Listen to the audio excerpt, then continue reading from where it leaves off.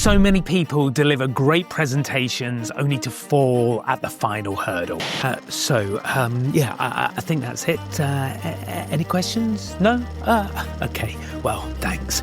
Don't do it. You've worked hard on crafting your narrative and nailing your key messages, so you deserve to go out with a bang. In this video, I'll show you how. We'll start with the pitfalls to avoid, and then I'll share a simple structure to help you close with impact every single time.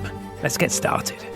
In his brilliant book, Thinking Fast, Thinking Slow, Daniel Kahneman introduces the concept of the peak end rule. Basically, what this means is that the sum of your experience is a combination of the highest emotional peak and the final moments of the interaction. So it's not that your positive or negative experience of a situation is the sum of the whole.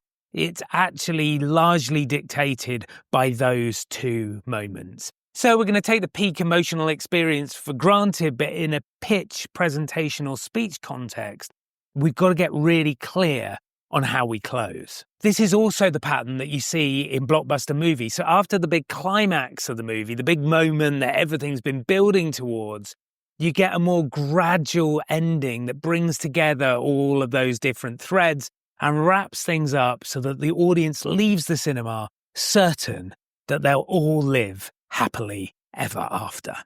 So if we want our message to cut through and make an impact, we need to make sure that we apply the peak end rule to our speeches, pitches, and presentations. As I already said, I'm going to imagine that you've hit that big emotional peak at some point during the presentation. So let's focus on the end. Firstly, let's look at what not to do. So there are three things to avoid. Number one is allowing your ending to drop off a cliff. Let me give you an example. So we're going along nicely, and then to wrap things up, someone says something along the lines, and from an implementation perspective, I think that's going to be really important. Like tumbleweed. The message is really strong, but it stops abruptly and it's slightly awkward. That's like a Bond movie ending with the moment that the baddie is outwitted. At that point, you're thinking, what happens to the love interest? Is he going to get into trouble with M? Will he manage to get the Aston Martin back to the garage? So we've got to be really careful about stopping too soon. Number two is the fade out. It goes something like, I think we've covered all the major points and that's it. Thanks. One of my favourite movies is The Lion King, and I'm going to out myself here, but that's like getting to the end of The Lion King, Simba coming back to beat Scar, the final battle happening, but the screen slowly fading to black before we get to see the circle of life being completed and Simba and Nala's baby being held up from Pride Rock, echoing what we saw at the beginning. We've got to really avoid that slow fade out because it absolutely kills the proceedings. And number three, and I see this all the time in a corporate setting, is death by Q&A. You get a relatively strong ending, but then you hand it over to the audience. It goes something like this. Those are our recommendations, and we'd be really excited to work with you. Any questions? And of course, at that moment, all of the power transfers from you to the audience, and who knows where things are going to go next. It's like getting to the end of the movie, and rather than the credits rolling and us having time to digest what we just experienced, the lights suddenly coming up and a voice coming over the tannoy asking us to turn to the person next to us and discuss our reactions to the film. It would be absolutely dreadful. Now, on a serious note, Q&A should never be at the end. Put it before your summary and conclusion so that you have the final say. So now you know what not to do. Let me give you the formula for going out with a bang and ensuring that your message lands with your audience. Step number one is the summary. This is where you recap all of the key ideas, the headline, the subheadings, the key takeaways, those messages that you want to lodge in your audience's brain. It sounds something like, in conclusion, today I've taken you through A, B, and C. You're giving the audience a recap. You're helping them remember the important things that you've spoken about. And I don't think we can ever do this too much.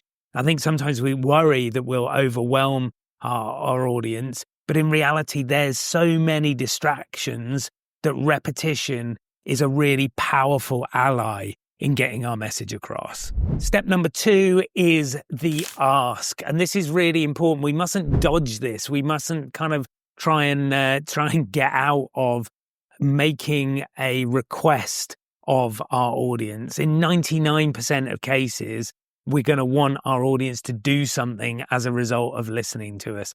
And this is the time to reiterate exactly what we want them to do. So, for example, in a team update, it might be something like, it's really important that everyone adopts this new way of working.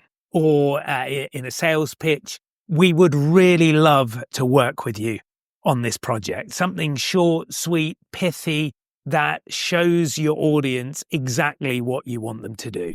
Step number 3 is the link. And this is a real pro tip. This is about closing a loop that you started at the beginning, some way of linking back to something that's already happened.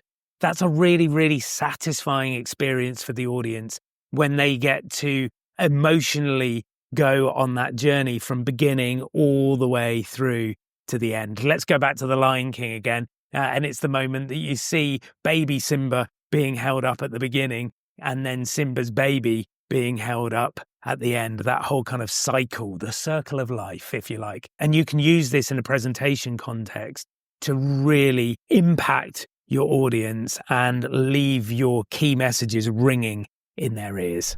And step number 4 is the thank you. Now, this is really, really obvious, but we need to show gratitude. We need to thank our audience for their time and their attention. One, because it's a nice thing to do, but also because it signals to the audience that the speech, the pitch, the presentation is over.